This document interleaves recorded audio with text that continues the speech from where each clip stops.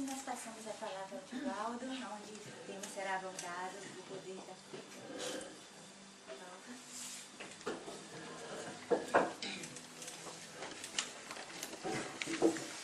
Minhas queridas irmãs e meus queridos irmãos, nossos votos de muita paz. Lamentavelmente não podemos chegar no horário, porque nós chegamos de Munique a Zurique e ao sairmos encontramos um trânsito muito pesado, o que nos dificultou a pontualidade, o que é muito comum em nós, estarmos presentes 1 hora antes. Desta vez não foi possível, pelo que rogamos excusas. Quando falamos a respeito da fé, não podemos deixar de reflexionar em torno da confiança natural que existe em todas as criaturas. Allan Kardec, no Evangelho segundo o Espiritismo, numa página repassada de beleza, faz o estudo da fé, utilizando-se de algumas parábolas de Jesus. E o egrégio codificador da doutrina espírita, ao analisar a fé, refere-se principalmente à fé natural. Ela tanto pode ser humana como pode ser divina, porque ela procede, em última instância, daquele que é o nosso genitor sublime, o Pai Criador. E Allan Kardec, aprofundando a questão da fé, demonstra que ela pode ser imposta, a fé antiga, tradicional, também denominada a fé cega, e aquela que nós adquirimos através da lógica, da razão, denominada a fé racional. E com muita propriedade, Allan Kardec elegeu como sendo um paradigma da doutrina espírita que fé verdadeira somente é aquela que pode enfrentar a razão face a face em todas as épocas da humanidade. O notável codificador, que procurou penetrar no âmago das problemáticas humanas para poder entender o significado da vida, que tem sido sempre o desafio da filosofia, compreendeu que a fé, para ser legítima, ela deve ser, sobretudo, lógica, racional, fundamentada em fatos. Porque Allan Kardec, antes de ser o codificador do Espiritismo, foi um emérito educador, cuja cultura ele desenvolveu aqui na Suíça, na cidade de Yverdun, como Hippolyte de Lyon deles Arrivaio, quando ele foi discípulo de Henrique Pestalozzi, o eminente mestre, pai da pedagogia moderna, estabelecia a necessidade do indivíduo buscar Deus como fundamental para a sua vida. E o menino Denis Arrivaio, que havia nascido no lar católico em Lyon, no dia 3 de outubro de 1804, veio trazido pela sua genitora para estudar com o eminente pensador. Pestalozzi é um ponto de divisão do estudo da pedagogia humana e da psicologia infantil. Da América do Norte e da Europa, as famílias mais abastadas mandavam seus filhos para o colégio de Yverdun, onde o eminente mestre, que amava as crianças, oferecia-lhes a base de um conhecimento profundo da verdade, sobretudo a respeito da crença em Deus através do Evangelho de Jesus Cristo. Mais tarde, porém, quando Allan Kardec recebeu o título de professor e foi levar o método pestalozziano para a educação em Paris, é natural que a cultura francesa do século XIX estava toda ela equipada no cepticismo. E naquela época, o célebre filósofo havia apresentado a sua doutrina chamada positivismo. O positivismo de Auguste Comte era uma reação à tradição religiosa e também uma reação ao materialismo. Foi Auguste Comte que, no ano de 1842, criou uma palavra que se tornaria fundamental na solidariedade humana. Este notável pensador, que era um grande místico, porque, embora não acreditasse em Deus, ele estabelecia que o amor era a fonte da vida. E a sua filosofia foi tão importante para o mundo que a bandeira brasileira tem uma frase positivista: ordem e progresso. É uma frase de autoria de Auguste Comte. O positivismo é a doutrina, como o próprio nome diz, de averiguar os fatos através da experiência. Somente podemos acreditar naquilo que vemos, naquilo que tocamos, naquilo que experimentamos. E o professor Rivaio adotou essa crença a crença racional.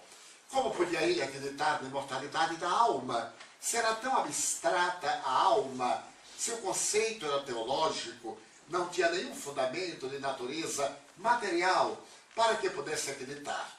Então, ele adotou o comportamento positivista. E foi graças a esse comportamento positivista que irá nascer mais tarde Allan Kardec. Quando, depois de constatar a fenomenologia espiritual, as comunicações dos espíritos, através das célebres mesas girantes, que eram nada mais do que instrumento grosseiro de que os espíritos se utilizavam, para poder oferecer-nos essa doutrina fundamentalmente lógica, profundamente racional, baseada na experiência laboratorial dos fatos. O Espiritismo, como todos sabemos, é uma ciência. A ciência que estuda a origem, a natureza, o destino dos espíritos e as relações que existem entre o mundo corporal e o mundo espiritual. Mas não é apenas uma ciência de observação, porque ela tem uma proposta filosófica, já que fundamenta as suas bases na crença em Deus, na crença na imortalidade da alma, na crença da comunicabilidade dos espíritos, na crença na reencarnação, na crença na pluralidade dos mundos habitados e, fundamentalmente, na ética moral religiosa do Evangelho de Jesus. É, portanto, uma doutrina tríplice. É a ciência que investiga, é a filosofia que explica e é a religião que consola. E dentro desse postulado, o Espiritismo confirma a promessa de Jesus. Quando ele se despedia das criaturas humanas, ele dizia que estava próximo o seu momento de testemunho. Os discípulos amargurados lhe disseram: não nos deixes órfãos, conforme relata João 14,16. E Jesus, apiedado daqueles indivíduos que ficariam à mercê da sua sorte, prometeu-lhes enviar o embaixador dos céus. Eu rogarei a meu Pai, disse ele, e o meu Pai vos enviará um Consolador, que é o Espírito de verdade, que é o Paracleto, o advogado. Ele vos dirá coisas novas, repetirá velhas coisas que ainda não podeis suportar, e ficará convosco até a consumpção dos séculos. Allan Kardec vem dar cumprimento a isso, quando os espíritos voltam, como as estrelas que caem dos céus, para iluminar a noite terrestre, e dessa maneira abrir os horizontes do mundo para matar a morte, que era o grande fantasma da filosofia. Porque a filosofia ancestral, baseada no atomismo grego, dizia que a vida era resultado de 3 fatores, principalmente a vida humana: os átomos, o vácuo e o movimento. Quando desses fatores desarticulava, a vida se desagregava, portanto voltava ao caos do princípio, em oposição à doutrina socrática, platônica, aristotélica, que dizia ser a vida constituída de 2 elementos fundamentais: o ser, que era a alma imortal, e o não ser, que era a matéria transitória. Entre essas 2 correntes, o espiritualismo, o materialismo, em outras palavras, o idealismo socrático e o atomismo grego, avançaram na história, até quando mais tarde a Igreja Católica Apostólica Romana, ao apossar-se do Império Romano, impôs a fé religiosa sem lógica, a fé dogmática. A cultura do século XIX era uma cultura totalmente materialista. Há um dado muito curioso. No mesmo dia em que ocorre os fenômenos de Hydesville, na noite de 31 de março de 1848, nos Estados Unidos, quando as irmãs Fox mantêm contato com o mundo espiritual, em Londres, naquele mesmo dia, Karl Marx apresentava a sua doutrina da dialética, apresentava o seu manifesto comunista. E dizia Marx: a religião é o ópio das massas, porque a religião realmente era uma espécie de ópio. Dizia às pessoas para que suportassem as dores, aos empregados para que amassem os patrões, porque os que eram maus seriam punidos e as vítimas iriam para o reino dos céus. Mas quando morria um rico, um poderoso, alguém que era um grande industrial, ou aquele que era dono das terras, a igreja perdoava com a missa de corpo presente e ele ia para o céu. Então Marx, revoltado, disse que isso é um ópio, porque verdade é uma forma de engano. A doutrina espírita vem e diz que a alma continua e pode provar isso através do fenômeno mediúnico, por intermédio das comunicações espirituais, faculdade essa que é inerente à criatura humana. A mediunidade, como Allan Kardec demonstrou, não é um dom, não é um carisma, não é um privilégio, é uma faculdade orgânica que todos possuímos.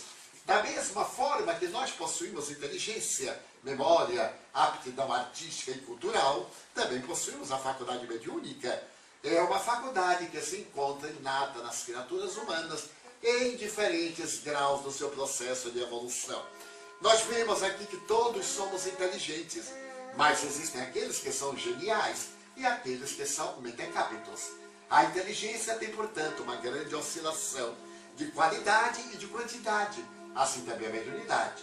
Allan Kardec dividiu então a mediunidade de natureza intelectual e de natureza material. Aquela que diz respeito aos fenômenos da psicografia, da psicofonia, aos fenômenos da arte musical, etc. E aquelas de efeitos físicos, as materializações, as desmaterializações, os transportes, como sendo fenômenos de natureza eminentemente material. Mas essa mediunidade apresenta sobre dois aspectos. Aquela faculdade que é ostensiva, que nós temos desde a infância e que se apresenta de uma maneira retumbante, e aquela que é natural, suave, sutil, que nós podemos educar naturalmente através do tempo e alcançar determinado nível de equilíbrio, podendo ser tão preciosa como aquela da primeira fase, a ostensiva. Então a fé desempenha no Espiritismo um papel fundamental, mas é uma fé lógica, raciocinada, porque se trata de uma doutrina que não aceita nenhuma superstição, que não tem nenhum ritual, que não se apresenta através de cerimônias, que não tem sacerdócio organizado, que não tem culto externo e que não necessita de nada aparente. É a religião da criatura com seu Criador. Não é necessário que ninguém interceda por nós. Nós falamos a Deus através da oração, Deus nos responde através da inspiração e através da caridade que nós podemos fazer ao próximo, Deus vai até esses corações desavisados, sofridos ou necessitados. Mas a fé é fundamental.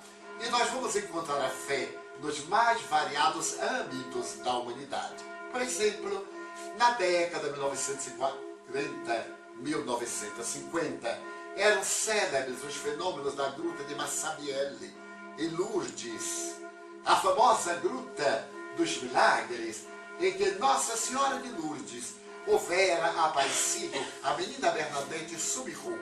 E a partir de então, de uma pequena fonte que jorrava na pedra, as pessoas beneficiavam-se da sua água, que passou a ser um lugar miraculoso, onde se ergueu uma grande catedral, a pedido de Maria, por certo, a jovem menina, e se tornou um lugar de peregrinação mundial, à semelhança do que aconteceu em Portugal, na Gruta da Iria, quando Fátima aparece às 3 crianças, aqueles 3 meninos que são 2 irmãos e um primo, e que eram nada mais do que pastores. Mas esses fatos abalaram a cultura europeia, e um grande cientista francês, Alex Carrel, que era médico, resolveu averiguar se em verdade era possível que através da fé o indivíduo pudesse encontrar a cura, mudar a estrutura orgânica, e resolveu realizar uma peregrinação a Lourdes. Pegou um trem em Paris, um trem de peregrinos, e foi acompanhando os doentes. Chamou de atenção principalmente uma jovem tuberculosa. Naquela época, nos anos 40, a tuberculose era incurável. Era chamada a peste branca, porque ceifava milhões de vidas no mundo, graças ao ácido isonicotínico, descoberto a partir dos anos 50, a tuberculose hoje é perfeitamente controlável. Já não é uma enfermidade que dizima as populações, exceto entre as pessoas miseráveis, famintas e promíscuas.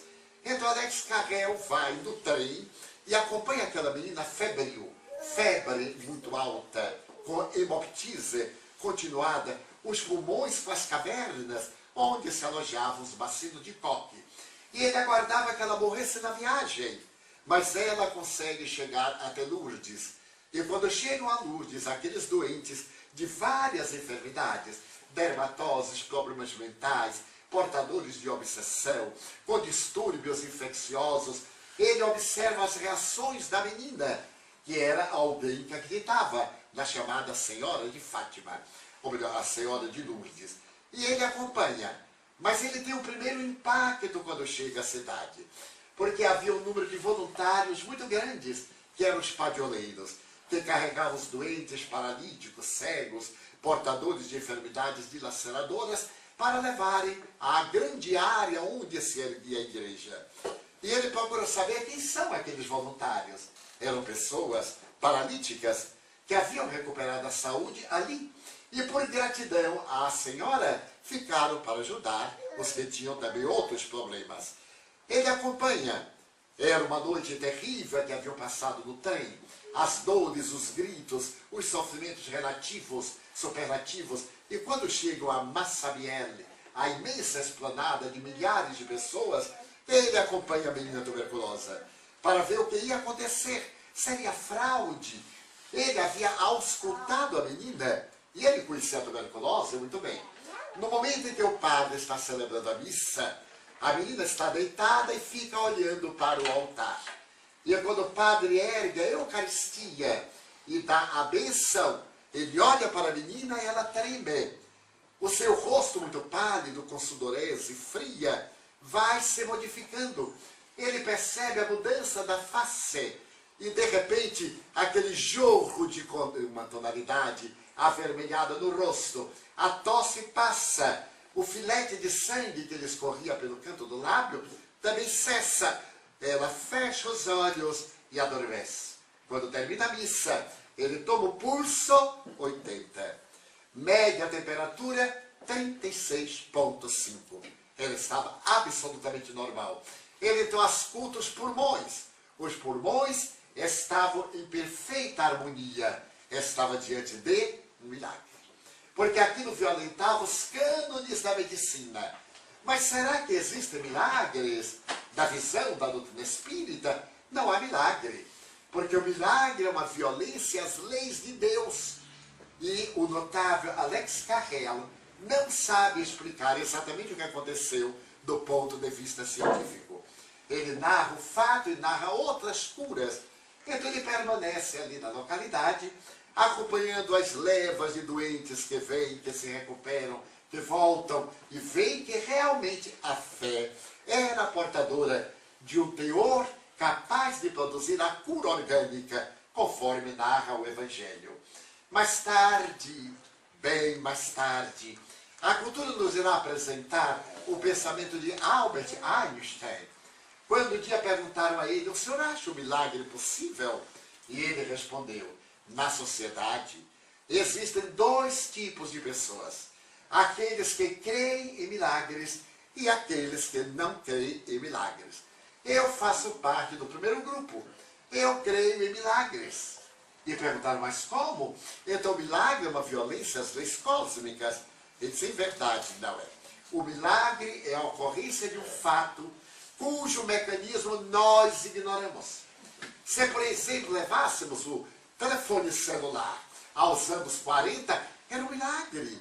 Esta pequenina caixa falar com o mundo, mostrar a imagem, ser um computador, esse iPod e outros tantos, era um milagre, porque não se conheciam as ondas Hertz. Desde o momento em que se identificaram as ondas Hertz e descobriu-se o rádio, descobriu-se o telefone, descobriu-se a televisão, as comunicações intersiderais, que a vida modificou completamente. E graças à tecnologia de ponta, nós podemos carregar no bolso este milagre tremendo e nos comunicarmos com o mundo.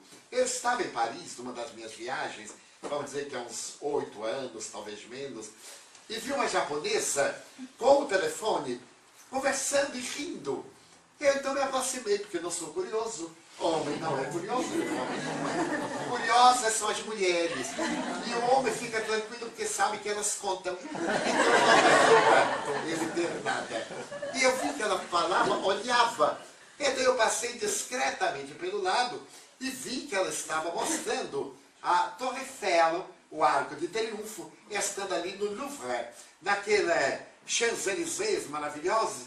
Então eu olhei, ela falava e dizia, agora eu vou lhe mostrar o Arco do Triunfo. Eu disse, mas ela deve ser louca. Então me aproximei e saudei, bonjour, madame, ça va? E perguntei suavemente, mas interessante. Olha, já estou falando com Tóquio. E estou mostrando Paris à minha amiga que está em Tóquio.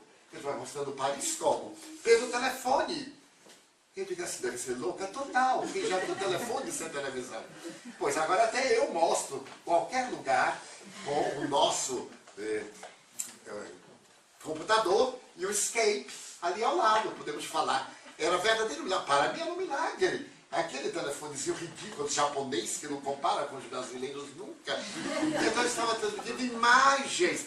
Então o milagre, já dizia Newton, portanto há mais de 450 anos, o milagre é o resultado do uso de leis desconhecidas. Então aquilo que nós chamamos um fenômeno miraculoso é um fenômeno normal dentro de um padrão de leis que nós ainda não alcançamos. Coube a física quântica e a chamada neurociência demonstrar que o milagre é realmente uma lei que está dentro dos fenômenos das micropartículas atômicas. Dois grandes cientistas da Universidade de Harvard, os doutores David Bohm e Stewart Wolf, que são cientistas, constataram uma coisa maravilhosa. Eles descobriram, como todos nós sabemos, que os nossos neurônios produzem determinado hormônio que é chamado neuropeptídeo. As nossas comunicações, neurocomunicações ou sinapses, são resultados de fenômenos eletroquímicos, substâncias químicas e elétricas. Então nós temos as comunicações. E o cérebro se tornou essa caixa mágica, fantástica para manter a vida. Então a ciência descobriu nos anos 70 que nós possuímos 64 tipos desses neurocomunicadores. Eu vou citar alguns que todo mundo conhece. A serotonina, a noradrenalina, a dopamina. Quando a pessoa faz uma depressão, é carência de serotonina e noradrenalina, que são produzidas nessa parte posterior do cérebro e que se encarregam de nos dar alegria. Lembremos-nos que antigamente, quando digo antigamente, há 20 anos, nós dizíamos, eu te amo com todo o meu coração. E é uma estupidez que ninguém ama com o coração. O coração não ama, é uma bomba. A função dele é ejetar. E os amigos dizem, Edivaldo, quando eu amo, eu sinto uma coisa. Eu digo também quando tem ódio, quando tem ciúme, porque essa coisa é emoção. A gente ama com as serotoninas e as noradrenalinas. Se alguém aqui estiver apaixonado, diga hoje à noite a sua namorada, meu bem, eu te amo, com todas as minhas serotoninas, e a pessoa vai ficar deslumbrada, vocês sabem o quê? Mas são elas que quando diminuem, nós caímos na depressão. A palavra depressão vem do latim deprimere, que significa puxar para baixo, levar o indivíduo para o fundo, para o fosso. Então esses dois cientistas descobriram que quando nós amamos, notem que coisa notável, quando nós amamos, quando nós perdoamos, quando nós temos amizade, quando nós desculpamos, o cérebro, além daquelas 64 substâncias, produz uma vibração de natureza fóton. O fóton é uma micropartícula, é uma partícula energética. Essa partícula é absorvida pelo sistema nervoso central, que transfere para o sistema glandular, que transfere para o sistema imunológico, e nós gozamos de saúde. Daí quem ama goza mais de saúde do que quem não ama. Quem tem mágoa adoece mais do que aquele que é extrovertido. Carl Gustav Jung, o pai da neurologia e da psiquiatria moderna, costuma dizer que os introvertidos adoeciam mais do que os extrovertidos. Por quê? Porque guardam mágoa. Eu tinha um irmão que desde pequenino, ele era o irmão mais velho, ele me dizia assim, um dia uma pessoa lhe ofender, guarde a raiva até a morte. Não perdoe nunca. Meu irmão era um caco, só vivia doente. E quando eu me tornei espírita, eu falava com ele a respeito do perdão, ele dizia, isso é patológico, é falta de caráter, é falta de vergonha. Quem me fizer, faça bem feito, porque é para sempre. E no além, ele continua sofrendo, porque ele carrega lixo. E quem carrega lixo mental intoxica-se. O extrovertido não. A pessoa faz, deixa pra lá, o problema dele, ele é psicopata, eu não vou dar importância. Porque se alguém não gosta de mim, o problema é da pessoa, não é meu. Toda vez que a pessoa me veja, vai se sentir mal, o problema dela. Eu estou numa boa. Eu sempre uso uma imagem muito simples. Eu só recebo presente quando eu quero. Se a pessoa me dá um presente, eu recebo. Se é um presente ruim, eu recuso. Deixo com a pessoa. Mas, Nivaldo, fulano falou mal de você. Muito obrigado, eu não quero o presente dele. Fica lá com ele. Então não me atormento de forma nenhuma. Por isso que eu fui 33 anos bem vividos e não tenho doença nenhuma. Quando eu era mais jovem, eu tinha mais doença do que agora. Eu tive parada cardíaca, eu tive morte aparente, eu tive tudo que foi doença, eu tive câncer prostático. E aqui estou jovem, bárbaro. Então, mostrando o poder do perdão não guardar lixo. Então, aqueles que odeiam, disseram os dois cientistas, aqueles que guardam mágoas, aqueles que têm ressentimento, esses produzem não o fóton, mas o elétron. E é como o elétron desarticula as partículas, é absorvido pelo sistema nervoso central, que transfere para as glândulas endócrinas, para o aparelho imunológico, e a pessoa fica sem defesas, adoece. O negócio é tão sério que nasceu uma ciência, cujo nome é bastante complicado. Se chama psiconeuroendócrino-imunologia. A mente produz para o sistema nervoso central, que produz para as glândulas, que produz para a imunologia, que produz para a saúde ou para a doença. Daí podemos curar-nos com a ação da mente. A fé vai nos levar a produzir em nosso campo mental essa substância. Vamos observar um detalhe na vida de Jesus. Quando alguém ia até ele para pedir que o curasse, ele nunca o curava antes de fazer uma pergunta. E a pergunta era essa: tu crês que eu te posso curar? Porque muita gente pede, mas não acredita. Como diz outro, eu peço por pedir, se não der certo, não pedi nada. E a pessoa diz assim, creio. Então, quando a pessoa diz assim, creio, a mente já começava o processo da autocura. Acelerava as partículas, o que na visão externa era um milagre. Outras vezes, Jesus dizia, perguntando, tu crês que eu te posso realmente curar? Tu queres que eu te cure? É natural que quando nós vamos pedir, nós queremos. Mas há muita gente que quer sem querer. Há uma história linda no Evangelho, que havia o poço de Betesda. Betesda era um lugar próximo de Jerusalém, onde havia os banhos, as piscinas. Era uma obra romana para os banhos. E ali dizia uma tradição que havia uma fonte que de vez em quando um anjo mexia nas águas. E a pessoa doente que se atirasse nas águas, a primeira, ficava curada. Então para ali acorriam doentes de todo lugar. Paralíticos, cegos, loucos, leprosos, outros com dermatoses diferentes, esperando a água mover-se. E quando a água movia, gritavam, está movendo! E os paralíticos atiravam-se ali. Havia ali um homem que fazia 28 anos que ia. E um dia Jesus foi. E quando Jesus chegou, o paralítico se sentiu emocionado. A irradiação da beleza lírica de Jesus, seu magnetismo, sua força mental. Então o paralítico olhou para ele e se comoveu. E então disse, Senhor, cura-me. E Jesus perguntou, tu crês que eu te posso curar? Creio. Tu queres que eu te cure? Quero. Então levanta-te e anda. O homem levantou e andou. Porque ele se queixou faz 28 anos que eu venho aqui e nunca me curei. Porque ele não queria curar-se. Porque ele ficava lá longe. Então, quando alguém via a água mexer, ele estava, a água está mexendo.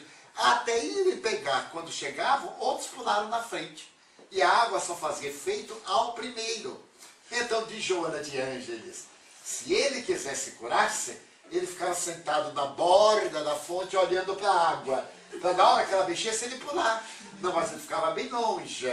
Eu tive uma amiga, quando eu era funcionário público, eu tinha uma colega que era o tipo da pessoa feliz na sua desgraça. Porque há pessoas que adoram serem felizes, que gostam para inspirar compaixão. A pessoa que diz assim, coitado, ele fica tão contente. Eu estive doente, emagreci muito, e os amigos assim, ai, Divaldo, coitado. Mas coitado de quê? Na Bahia, nós dizemos, não tem ferida nas costas. Porque quem tem ferida nas costas não pode se deitar, então é um coitado. Ah, mas você está magro, não é AIDS, é problema cardíaco. Porque as pessoas são terríveis, né? Você está muito magro, hein? Mas não é AIDS, é problema cardíaco. Então, é curioso que naquele tempo, quantas vezes eu observava colegas meus, e essa minha amiga, que era bem especial, ela chegava, aquele cabelo lambido, partido ao meio, então ela chegava bem feliz, eu trabalhava logo na entrada, e ela me olhava assim, Divaldo, como é que eu estou? Eu é que sabia como é que ela estava.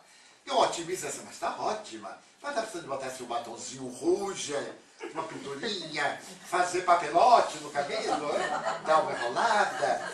E ela disse assim, não, está precisando tomar sol, não, está precisando ir ao cinema, não. Aí ela saía infeliz da vida. E eu não cedia. No outro dia, Divaldo, como é que eu sou? Mas está ótimo, mas pode melhorar. Mas um dia, eu não estava nada bem. E quando ela chegou, Divaldo, como é que eu disse assim? Péssimo. Quando acabar, quem arranjar namorado? Quem é que vai namorar com este rosto de sexta-feira da paixão? Ninguém vai querer uma coisa dessa. Ela fez, nossa, você está pior do que eu. Saiu e ficou boa. Nunca mais ela me perguntou. Eu, quando ela chegava, que ela levantava a cabeça, estou ótimo. Aí eu fiz papelote, claro. Aí ela tem namorado e casou. E eu, que era tão otimista, nada até hoje. Que coisa, né? Que uma vida curiosa.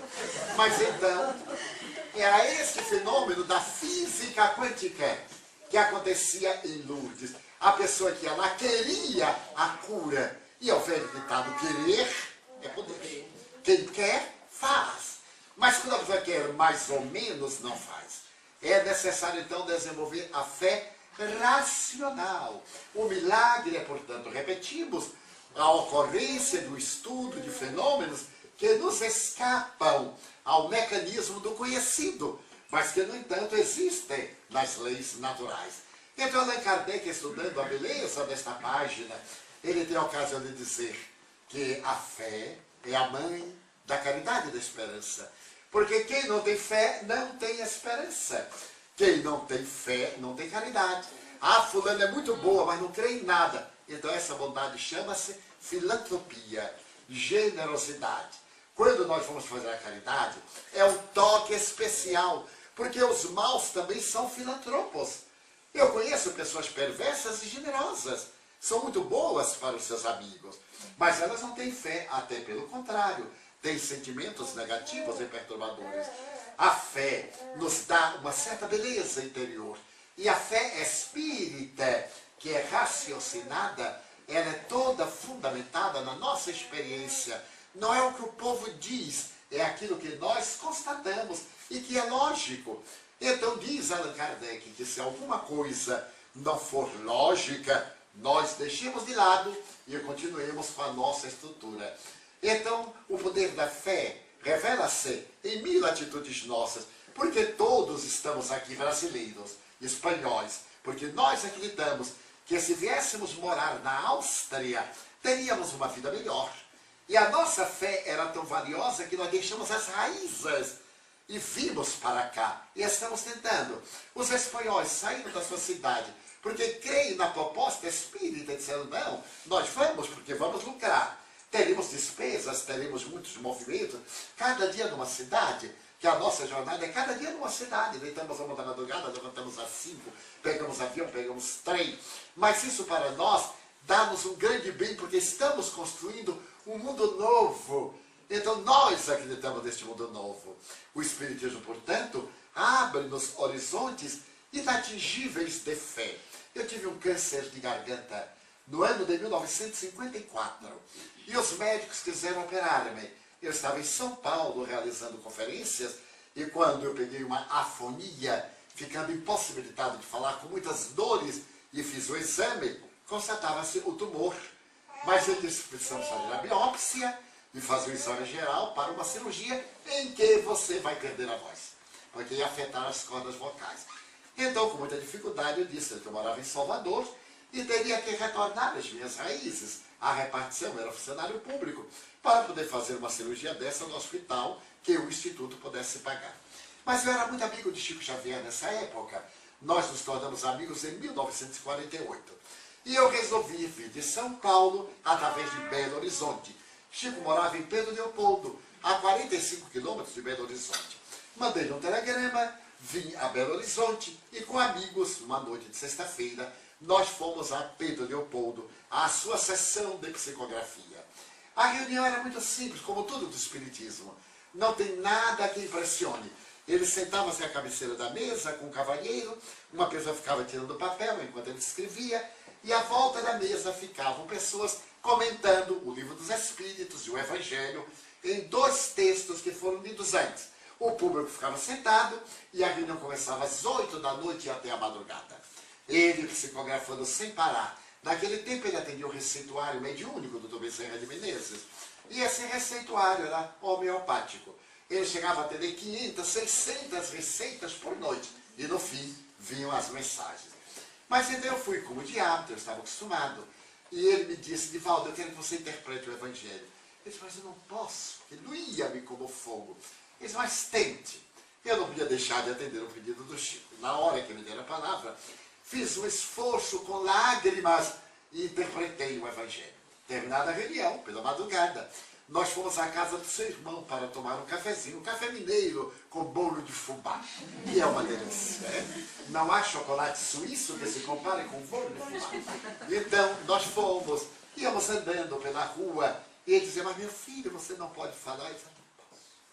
Estávamos acompanhados de mais 4 amigos de Belo Horizonte, todos 4 homens. Quando chegamos à casa de seu irmão, André, Chico me olhou e disse assim, vamos tomar um passe, Divaldo? Era o que eu queria, mas eu não pedi. Nós fomos, entramos no quarto, com uma janela, esse detalhe é importante, uma janela e uma única porta de entrada. Ele colocou cadeiras, abriu uma cômoda, e uma cadeira ele colocou na porta e pediu para sentar à porta. Então ninguém entrava, porque eu impedia. A janela estava trancada com uma tramela, aquele pedaço de madeira. E então ele encostou-se à cômoda, colocou a cabeça e disse, apague a luz. Eu apaguei a luz e ele disse, agora ore. Com muito esforço eu comecei a orar, a dizer a Jesus que estávamos ali à sua ordem. E eu comecei a dizer, Senhor, se for da sua vontade, cure-me. Eu creio que o Senhor me pode curar. Daí a pouco eu escutei uma voz feminina, Divaldas, abra a boca. Eu aí abri a boca. Não me dei conta. E a vozinha novamente, eu vou atender você, Divaldas. Aí eu assim, curioso, deve ser uma incorporação. Fiquei de olhos fechados. Eu vou cauterizar. E então, eu digo, meu Deus, quem será? O Espírito captou meu pensamento e disse, chama-se Sheila. Eu sou a irmã Sheila, Divaldo.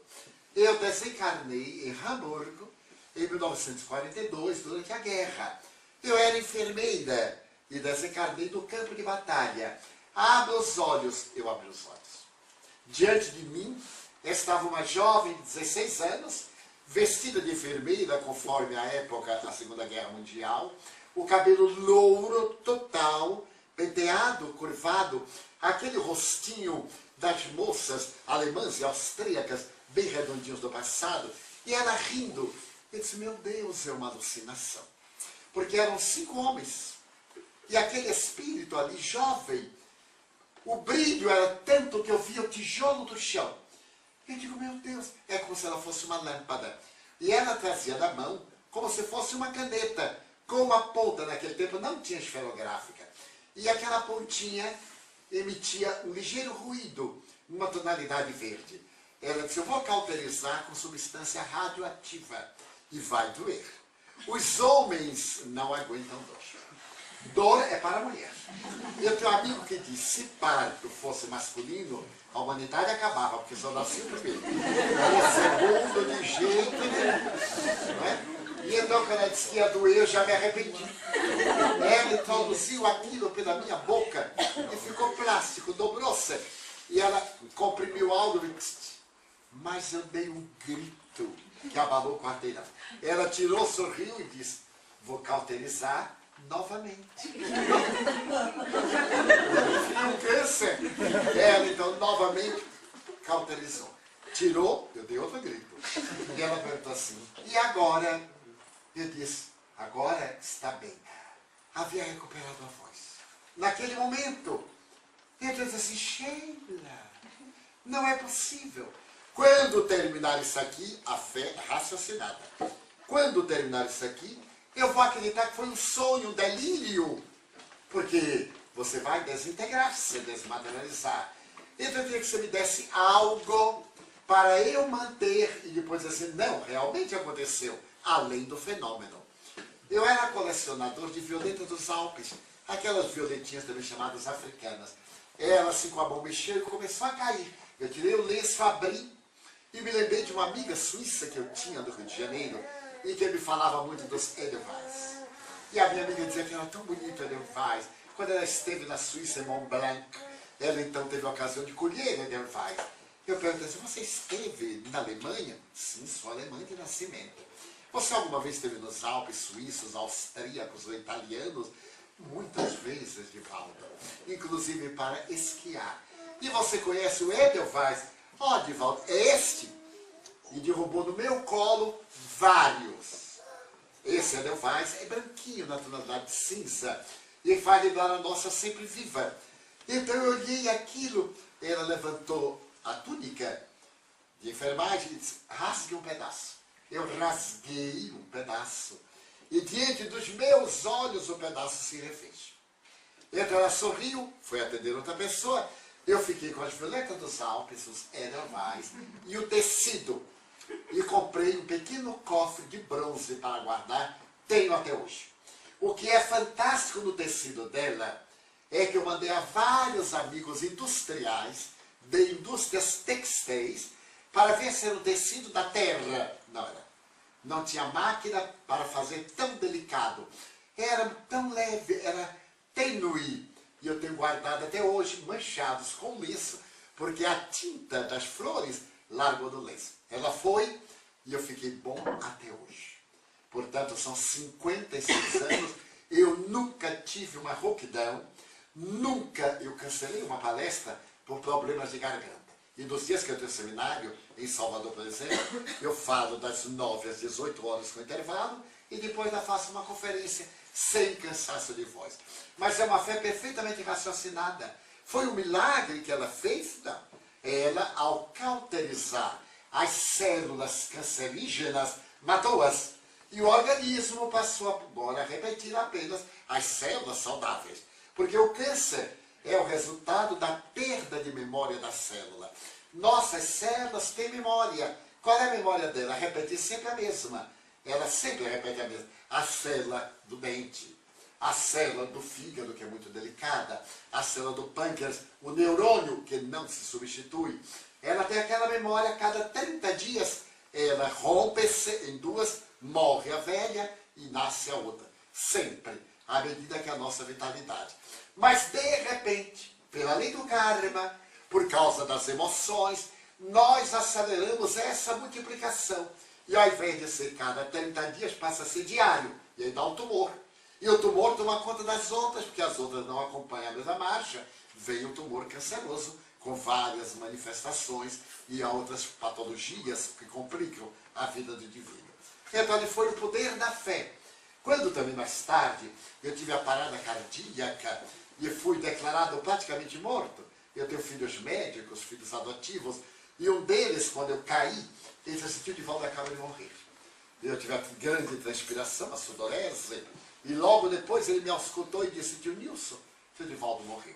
Foi depois de uma reunião, vários médicos estavam na reunião, correram, e aí começaram a chorar. E eu me senti fora do corpo. Eu via meu corpo. E me lembrei que a Joana de Anjos me disse, quando tu vires o teu corpo e estiveres fora, se chamares alguém e não te responder, desencarnaste. Não sai daí e aguarda até eu chegar. Então eu me aproximei de Nilson e chamei ele, Nilson, Nilson. Ele não respondeu. Eu chamei meu filho, Edilton, não respondeu. Eu desencarnei. Então agora eu vou ter que manter aqui, esperar a Joana de Anjos chegar. Mas uma coisa foi tão longe, como eu vi muitas pessoas chorando, eu digo, será que é de alegria? É, porque muita gente chora de alegria quando morre alguém. Eu fiquei na dúvida, estou chorando demais. Será que são livres de mim? Pois bem, eu fui para o protocolo, fui submetida a todas as técnicas, foram feitos os exames, e eu tive uma grande área prejudicada. E o meu médico me deu, no máximo, 6 semanas de vida. Eu fiquei deitado, não podia falar, não podia caminhar, não podia alimentar-me normalmente, mudou completamente o menu de alimentação. E ele disse, se você quiser ter um pouco de vida, ali, em estado de expectativa. No dia de sessão mediúnica, a nossa comunidade tem 52 edifícios. É uma área muito grande, com 80 mil metros quadrados. E então nós temos um centro próximo da casa da administração. Eu estava deitado e era próximo das 8 da noite, quando o Espírito Joana de Ângeles chega aos pés da minha cama e me pergunta, que tens? Eu digo, nossa, como é que meu guia não sabe o que eu tenho? Eu disse, minha irmã, eu estou 95% morto. Ela sorriu e disse, e qual é a vantagem? Tu não estás falando comigo que estou 100% morta? Levanta-te da preguiça e vamos à reunião mediúnica. Porque reunião mediúnica é coisa muito séria no Espiritismo. É uma altíssima responsabilidade. Os espíritos contam conosco. E as pessoas frívolas, que vão hoje e não vão amanhã, são naturalmente expulsas, porque podem estar presentes, mas eles isolam, porque não podem contar com pessoas levianas. São pessoas responsáveis. Por isso que, para participar de reuniões mediúnicas, é necessário o estudo, a conscientização, a responsabilidade e, acima de tudo, a pontualidade. Ela disse, eu já estou indo para a reunião. Eu disse, mas eu não posso ir, minha irmã, porque o médico disse que se eu me levantar, eu morro. Ela perguntou, quanto tempo de vida ele te deu? 6 semanas se eu repousar. E se tu não repousar, aí eu tenho uma parada cardíaca e morro. Então eu prefiro que tu morras trabalhando a que morras na preguiça. Eu já vou para a sessão. Tinha só 10 minutos. Eu digo, meu Deus. Aí Wilson tinha instalado uma campainha. Eu chamei um dos meus filhos. Ele subiu correndo. Eu disse, meu filho, me leve ali à sala mediúnica. Porque eu não podia descer a escada. Dores cardíacas, que a angina é uma dor terrível. Então eu fui apoiado e torcendo para que não fechasse a porta. Porque lá fecha a porta 8 horas. Se Jesus atrasar, não entra. Então não tem esse negócio de ficar esperando fulano, de Beltrano. É linha dura, militar. É um compromisso com o mundo espiritual. E eu dizia assim, Miguel, meu filho, vá correndo e diga, espere um pouco, porque eu não aguentava andar 80 metros em 10 minutos.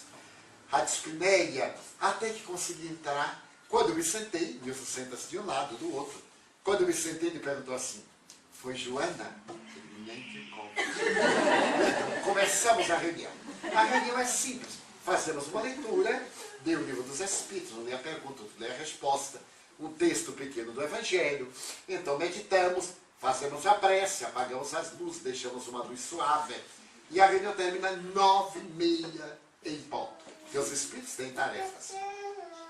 Eu recebi o mentor, depois recebi o Espírito sofredor, psicografei e recebi Joana no encerramento. Bom, quando eu voltei ao normal, que foi acesa a luz, eu respirei e não senti a angina. Que a angina é como se o coração fosse rasgado por uma lâmina. E então eu respirei mais forte e disse, Nilson, mas eu estou ótimo. Ela aí apareceu do outro lado da mesa e perguntou, como estás? Eu então respondi mentalmente, 95% vivo. Vá agora para casa para não jogar fora as energias que nós lhe demos. Pois bem, aqui estou eu. E o meu médico morreu aos 40 anos de infarto do miocárdio. E eu fui ao enterro dele. Ele fez uma bela palestra. Porque a vida é curiosa.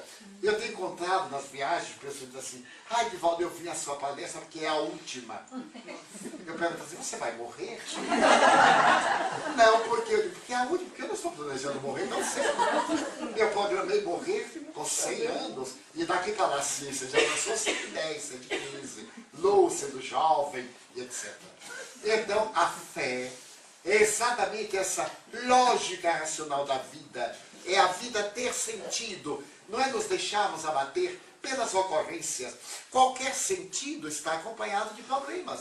Se por acaso tem um problema, isso é ótimo. Só tem problema quem está vivo.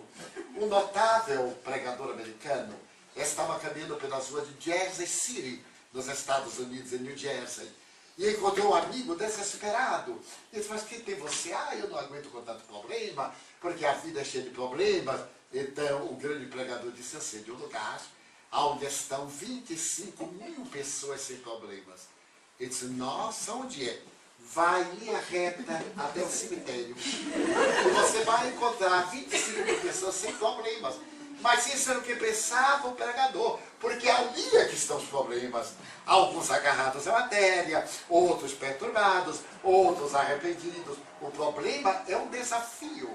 Então nós temos que descobrir o sentido da vida. Para que eu estou na Terra? Para ter minha família, para ganhar dinheiro, muito bem. E para que mais? Para ser feliz. E para que mais? Porque a felicidade de hoje talvez seja o desastre de amanhã. Para ter um significado. A minha vida tem que ter um significado. Como dizia Jung, ela tem que ter um objetivo. E esse objetivo é a imortalidade. Porque uma vida, por mais longa que seja, depois que passa muito rápido. E se acaba. Mas nós vamos viver. Se nós pensamos em investir na velhice, ter um seguro para a idade avançada, ter um plano de saúde para a doença, por que não investir na nossa vida espiritual? Por que não investir no nosso significado? Eu vou viver. Eu encontro amigos que me dizem assim, Divaldo, nós somos amigos há 60 anos. Eu digo, Maria, cala a boca. Não diz nada a ninguém. 60 anos de amizade. Mas já passaram. Eu encontro pessoas que me dizem, Divaldo, eu me lembro tanto do Senhor. O Senhor se hospedou na minha casa. Lembra de mim? Eu digo, olha, eu confesso, eu não lembro. Quando foi que eu me hospedei lá? Há 40 anos. Eu digo, nós dois mudamos, né? Você já tem uns 4, 5 anos. Eu era meninazinha de 4 anos. Eu digo, agora está com 44, né? Mudou um pouquinho. É difícil de coisa. Eu digo, meu Deus, passaram 40 anos, 50 anos. Eu vejo meus filhos, eles foram ao meu aniversário, que foi agora dia 5, e até eles chegaram, alguns deles me abraçaram, oi velho para lá, velho para cá, nós brincamos muito. E aí eu olhei para um deles, acabado, eu digo, mas meu filho, o que é isso? Tio, eu estou com 50 anos, cala a boca. 50 anos, meu filho. Eu que esperava morrer jovem. Então meu filho está com 50 anos, eu tenho bisnetos caminhando para tetraneto. E eu quero alcançar os meus tetranetos, os meus quinquenetos, etc. Então nós temos que investir em nossa vida espiritual. Porque à medida que nós investimos, como? Estudando a doutrina, conhecendo-a, libertando-nos de crendices.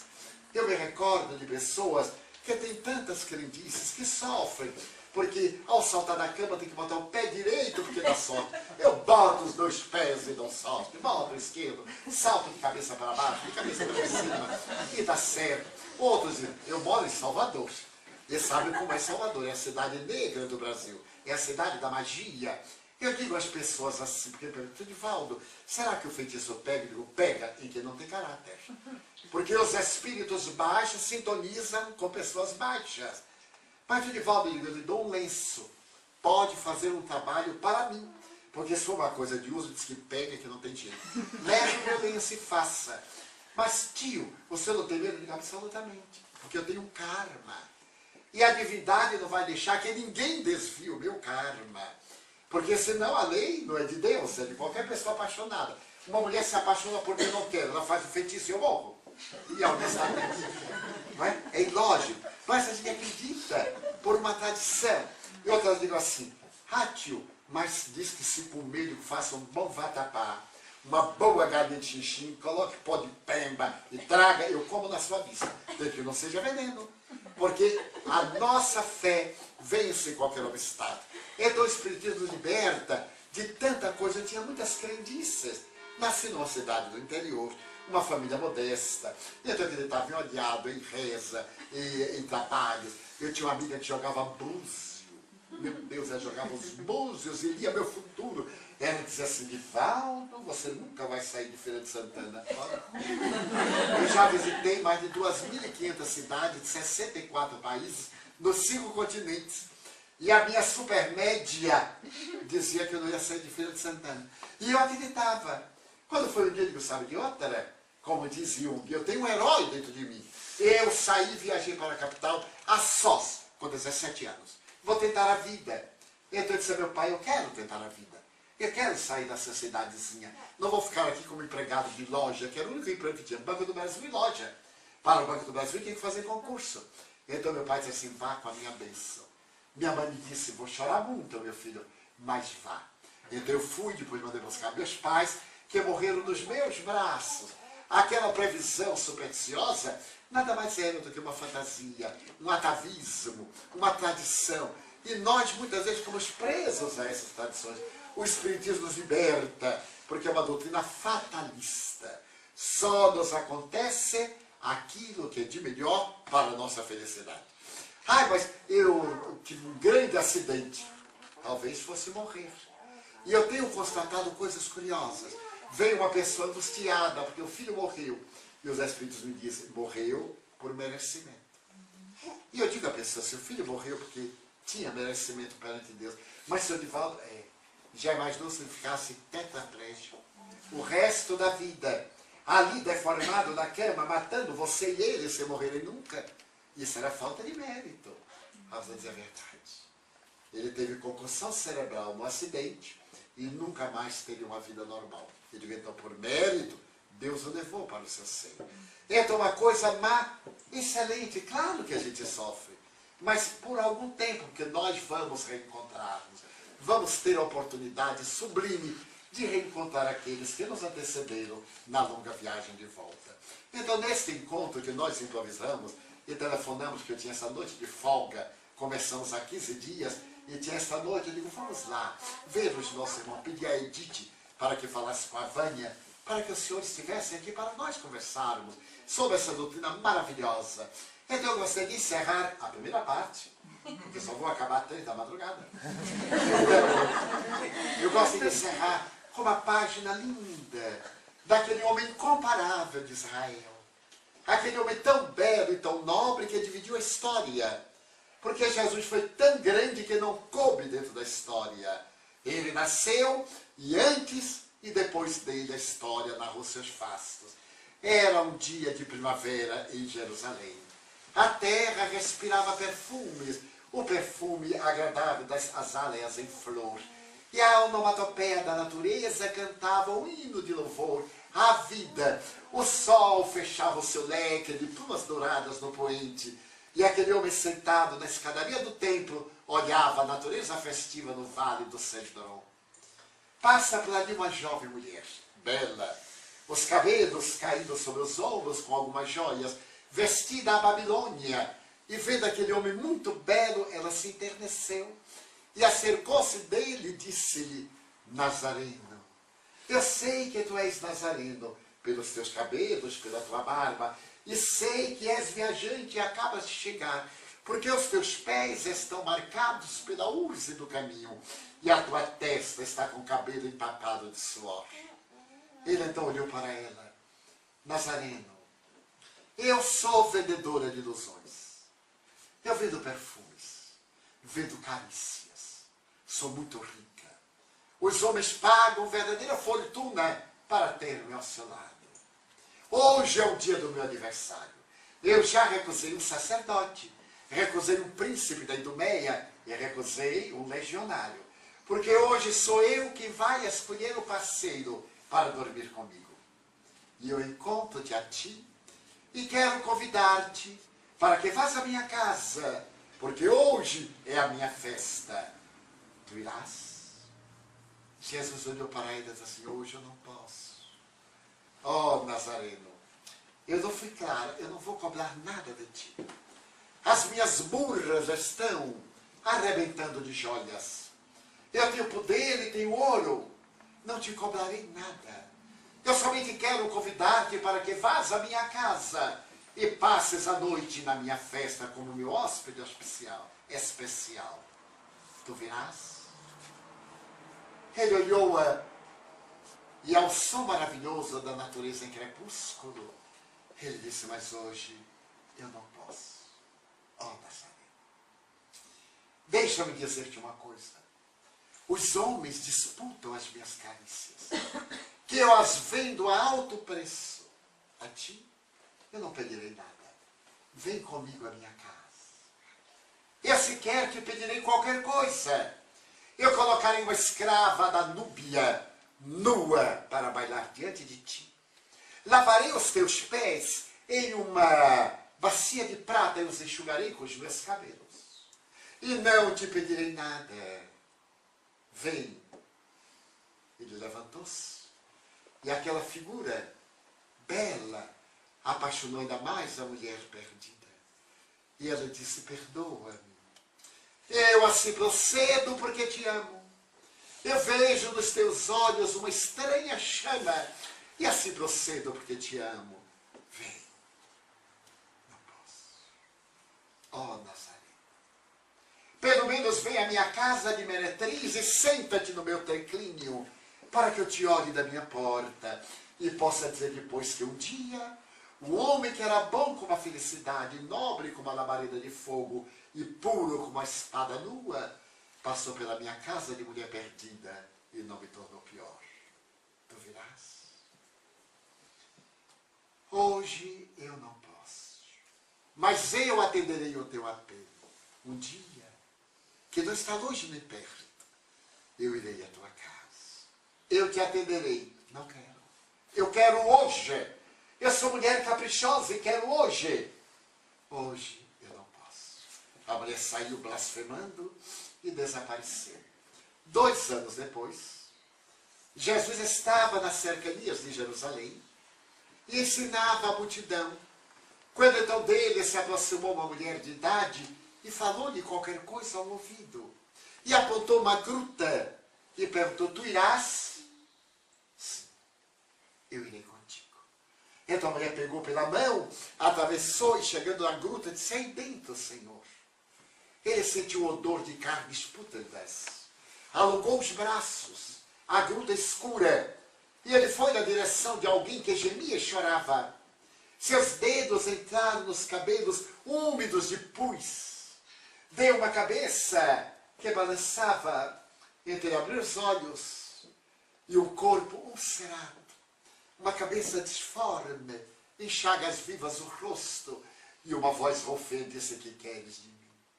Foge, eu tenho lepra. Se tu vieste comprar perfume, foge. Deixa-me morrer, que eu não tenho mais nada para vender. E se vieste por piedade, deixa-me morrer. É tarde demais. Deu lepra. E aqueles que te virem sair daqui irão perseguir-te. E Jesus disse, não posso. Um dia, tu me chamaste para a tua festa de aniversário. E eu te disse que não podia. Mas que um dia eu viria. Então aquela mulher recuou. Limpou os olhos em ferida. Oh, Nazareno belo, és tu. Por que demoraste tanto? Eu te esperei 2 anos. Desde o dia em que eu te conheci. Eu que não tinha paz, perdi a alegria de viver. Toda noite eu colocava na janela uma lâmpada acesa para que ela iluminasse a noite e tu pudesse chegar à minha casa. E tu não vieste nunca. Agora é tarde. Sou toda podridão. Não tenho nada para dar-te. Mas eu te prometi. Eu te disse que um dia eu te atenderia. Ergueu a mulher dos braços, estreitou-a de encontro ao tórax e saiu. Quando saiu, ela cobriu o rosto com vergonha dos lepromas. Ele, segurando-a com um braço forte, tirou-lhe a mão do rosto e lembrou-se da frase que ela lhe havia dito em Jerusalém. Olhou para os olhos em feridas e disse-lhe sorrindo, não te perdoo, mas eu te amo. Eu agora vejo nos teus olhos uma estranha chama e assim procedo, porque te amo. Morre em paz. Se teu corpo não serve para nada, dá-me tua alma. Ergo bonus pastor sum. Eu sou o bom pastor, e aquele que me entrega a alma, mesmo morrendo, entrará na vida. A mulher encolheu-se e faleceu nos braços de Jesus. O poder da fé leva-nos a mudar de atitude perante a vida. Nos libertarmos das paixões, dos problemas, dos desafios, das dificuldades. Nós somos tão pequenos. Então eu gostaria de dizer, Senhor, eu gostaria de dizer-te que eu amo a vida. Eu gostaria de ser uma Via Láctea de estrelas, para que as noites da terra fossem mais belas. Mas na minha pequenez, eu te digo desta vez, já que eu não posso ser um cendal de astros, deixa-me ser um pirilampo na noite escura, iluminando a amargura de quem anda na solidão. Eu gostaria de ser como a chuva generosa, que caindo sobre a terra porosa reverdecesse o chão. Mas se eu não conseguir, eu te quero pedir para ser um copo com água fria, matando a sede, a agonia de alguém na solidão. Eu gostaria de ser um jardim de flores de todas as cores para embelezar a terra. Mas na pobreza que minha alma encerra, se eu não puder ser um jardim, deixa-me ser uma rosa solitária na frincha da rocha, colocando beleza no altar da natureza. Senhor, eu gostaria de ser um trigal maduro, para repletar de pão a mesa da humanidade. Mas na minha fragilidade, se eu não lograr, deixa-me ser um grão que, caindo no chão, se multiplique no milhão e enriqueça a humanidade com a bênção do pão. Eu gostaria de ser a montanha altaneira, de onde se tivesse a visão da terra inteira, mas pobre só, nunca poderei ser. Deixa-me ser uma pedra, pavimentando o chão por onde os heróis marchem na direção da multidão. Eu gostaria de ser um pomar de frutos maduros, para matar a fome da humanidade, mas sou apenas uma árvore desgalhada, projetando sombra no chão. Então aí, quando alguém passar pelo meu caminho, sozinho, eu posso perguntar, olá, aonde vais?